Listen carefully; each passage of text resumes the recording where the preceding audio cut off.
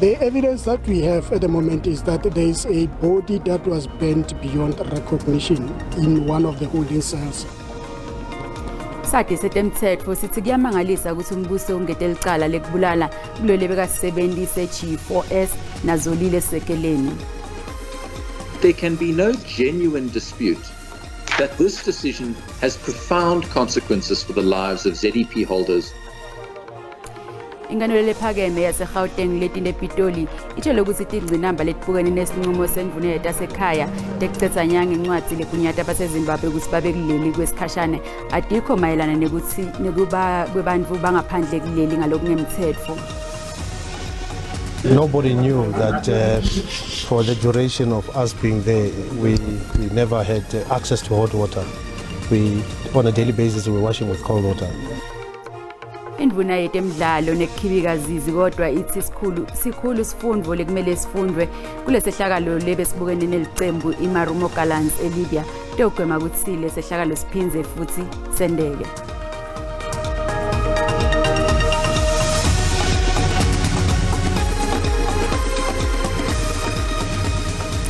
Sishonile mbukela sikwamukele Tindzaba tesiSwati le-State Club khoma la SABC 1 naku-TTT.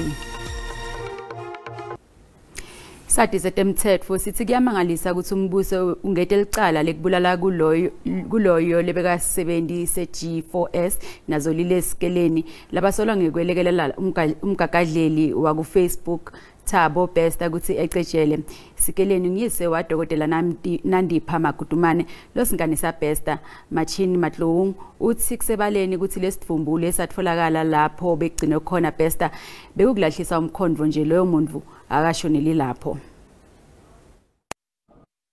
Atawuchubeka nekuhlala esitokisini lamadodza lamabili yamaniswana kwecetshele kwaThabo Bester lokuthi amva ukuthi avele kafishane enkantolo lomuhla kungetwe lamanye amacala lafaka ekhatsi kukhwabanisa kubulala nekuvimbela kusebenza kwemthetho. Umsolo wecala Sinoho Matsware bekasebenza eG4S. Umsolo wesibili nguzolile esekeleni uyise wadokotela Nandipha Magudumane losinganiso Bester. Laba ababili baboshwe ngempelasonto. Batawufaka isicelo sebhayili ngemsombuluko lotako. Luphiwe takushisa luthi lunelicala leliphathekako ngalabasolwa. Currently, the two accused are facing 5 charges, which is assisting an inmate to escape from lawful custody, defeating the ends of justice, fraud, murder, and arson. The evidence that we have at the moment is that there is a body that was bent beyond recognition in one of the holding cells at the Mangaung Correctional Facility. So that's why we have taken a decision that we're going to place a charge of murder against the accused. Sathi semthetho sithi nangeke umbuso ukhona kuniketa ubufakazi lobuphathekako ecaleni lekubulala kutawenda lelicala lingaqini. This is what is in the public domain, that whatever body that was there, what was found to have been bent beyond recognition, it's a body that came there, was planted into the cell, having, which was lifeless. This is what we have in the public domain. One wouldn't really know what is contained in the docket.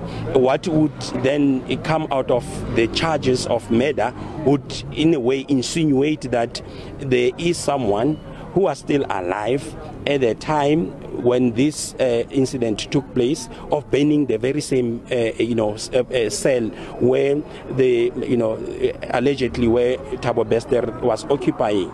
Tindzaba hlahliselwe kumhla 17 kwenyanga kwendela kufaka kwesicelo sebhayili ngalokusemthethweni. Okay, before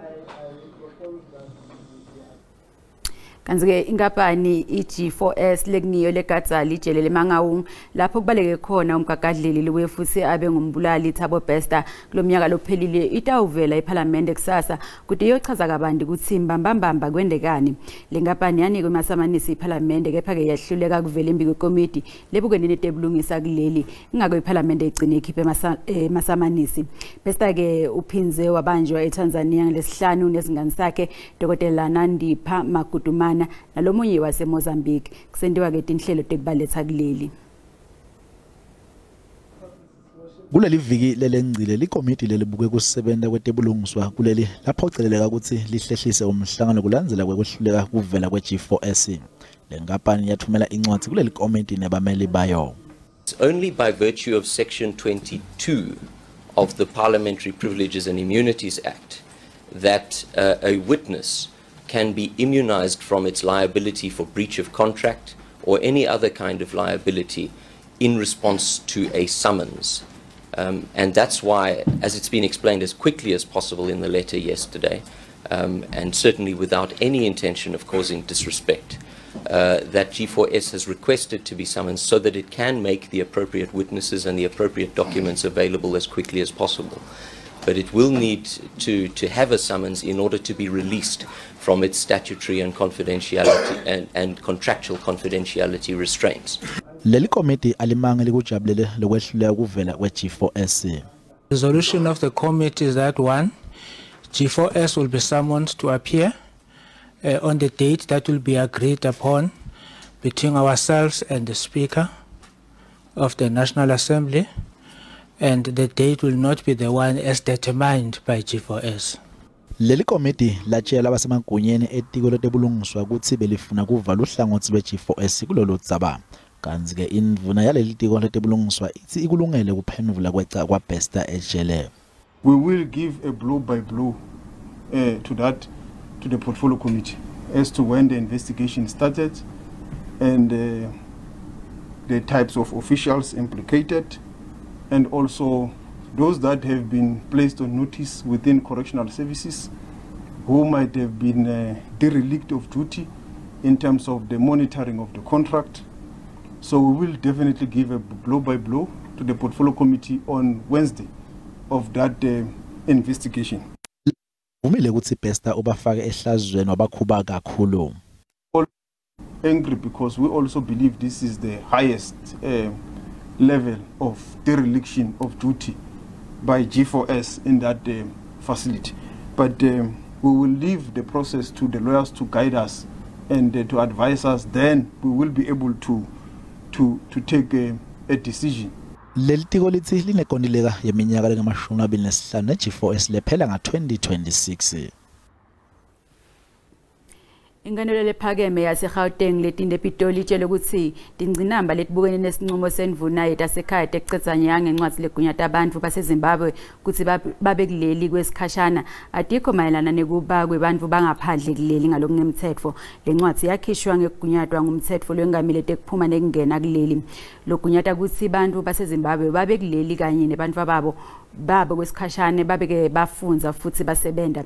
I-Helen Suzman Foundation ekumelwa ngummeli wayo inkantolo ithi laba nalencwadzi bakuleli ngalokusemthethweni.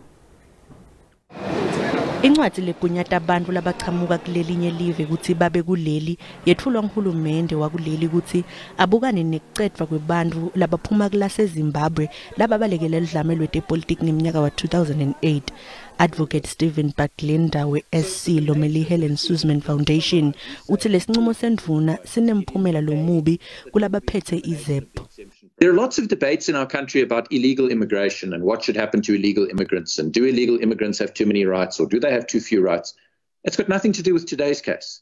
Today's case is about 178,000 people who are here lawfully.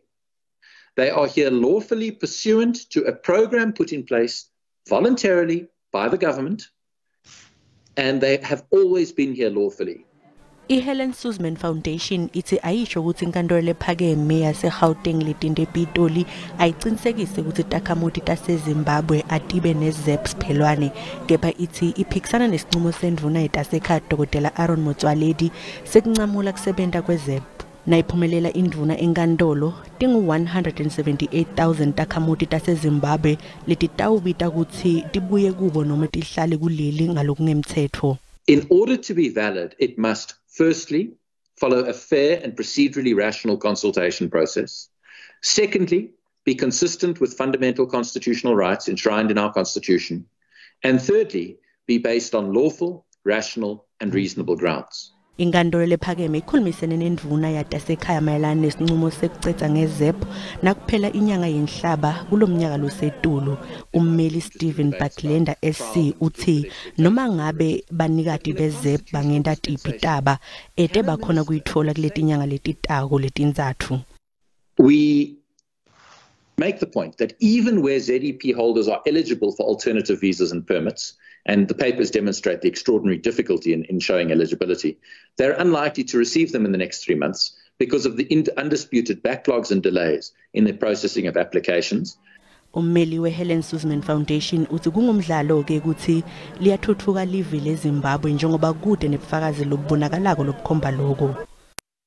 Rates continue to spiral political instability, violence, and human rights situation. But more importantly, what it overlooks is that even if that were so, these are people who have been in this country for 14 years and have built their lives here.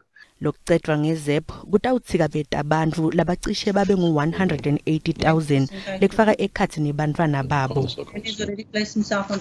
Kanti kuyachubeka kuhlandwa kwemigwaqo i-N3 emkhathini kweHowick neSedara ngaphandle nje kwePietermaritzburg KwaZulu-Natal ngemva kwengoti lehlathimulisa imtimba yekushayisana kwetimoto itolo. Timoto letingemashumi lamathathu letifake ekhathi ematekisi nemaloli tibanzakanyeke kule ngoti lebangekuthi umthamo wetimoto wenyuke kuteke kube nyalo basithupha labashonile kanti labalimele bathunyelwe esibhedlela.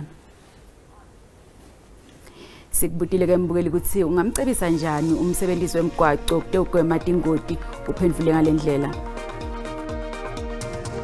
Ngithi bashayele bemgwaqo bonke kwamele ukuthi bahloniphe imbawo temgwaqo nangabe bahambe emgwaqeni behlise litubani bangahambi ngetubani lisetulu kuze kuzitimilo tabo tigcine tivikelekile tiphephile bafike baphephile nalapho lebaya khona. Hayi mina ngalulanga ukuthi nje uma singekho isidingo sokuzula masingazuli ngekhathi zebhizi sizule kuphela uma ngabe kunesidingo esikhulu nanokuthi ke sihlukane ukuphendula namafoni sikhulume namafoni sishayela ukuspeed emgaqweni and isithe esikhulu kunako konke ke uphuzo olidakayo ke ayi mase ufike sithi uphuzo olidakayo ezingena emgaqweni ayizingozi ngempela ngeke phele nje ingozi kade ukuthi bashale ngekuphepha behlise sivinini bangagijima emgwaqeni usibabeketelelane ngoba kugijima ngilokubanga ukuthi ugcine ungafiki la uyakhona. Umbono wembukeli kanzi SABC ngeke ethwese ukuthi iphendvulela ngawo. Kuletinye ke nasibuye titolo umkhicido wakuleli wehle ngemaphesenti lang 12.5 ngenyanga yendlovana kulomnyaka losetulu.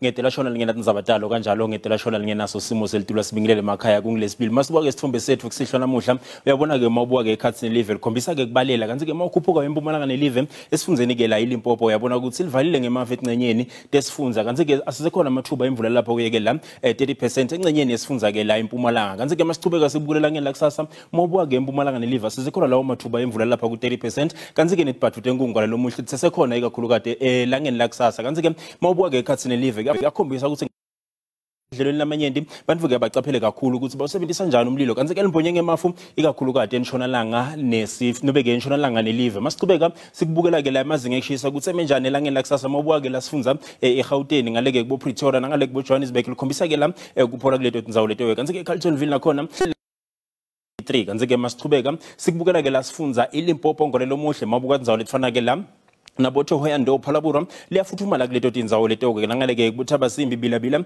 nangaleke kubobheka sifoti likhombisa ke kuphola njengoba lapha kuyeke la 24 kanti ke masicubeka sikubukela ke la sifunza impumalanga ngwalelo muhle mabuka tindzawo letifana ke la nabo sikhukhuza yashisa kuleto tindzawo leto kanti ke emelo likhombisa ke kuphola kuleto tindzawo leto nangale emalahleni nangale Mixlibe kanti ke embombela ngwalelo muhle lifuthumele njengoba lapha kuyeke la 27 kanti ke masicubeka sifunza iKwaZulu-Natal mabuka tindzawo letifana nabo Lady Smith Vryhead nangale uLundi Richards Bay lifuthumele kuleto tindzawo leto njengoba lapha kuyeke la 27 Kokstad Port Shepstone nangale Pietermaritzburg lihleli lapha ku 25 ngolelo muhle kanti ke asifunza ke la eEastern Cape mabuka tindzawo letifana ke la nabo malitswa iKomani lapha kuyeke la 23 lokusho ukuthi lipholile kuleto tindzawo leto ke nangale Makhanda Cebeha nakhona likhombisa ke kuphola njengoba lihleli lapha kuyeke la 21 kanti ke la sifunza iWestern Cape Intshonalanga Kapa Vredendal Glen Williams lifuthumele nangale buBefort West njengoba lapha kuyeke la 27 kanti ke Mossel Bay lihle lapha ku 18 mabuya ke Riversdale nakhona likhombisa ke kuphola nje kube lihle lapha kuye ke la 25 kanti ke Northern Cape mabuka indzawo lefana nabo Sunderland kuyawube kubanza ke ekseni kepha ngeguquka kwelanga liyabe lipholile nje kwelapha kuye ke la 22 kanti ke eKurumani